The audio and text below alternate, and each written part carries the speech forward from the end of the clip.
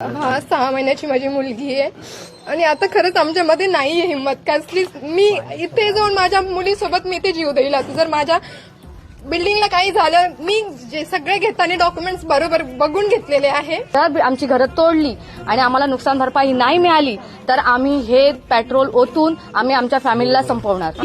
तर मी पेट्रोल टाकून माझ्या पुरा परिवाराला जाळून टाकेल. जोपर्यंत माझं इथं रक्त सांडत नाही मी बिल्डिंगला एक हातोडा पडून देणार नाही. SBI बँकेकडनं माझं लोन झालेलं आहे रीतसर.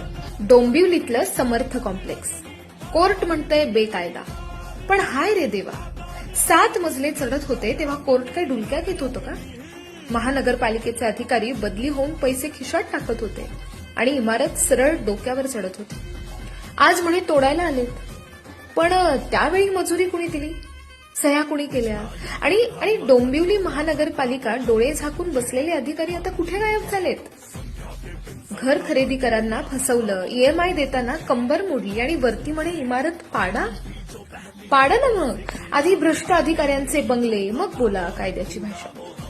सवाल अगदी सोपा आहे. इमारत पाडणं सोपं आहे, पण भ्रष्टाचार पाडायची हिंमत आहे का?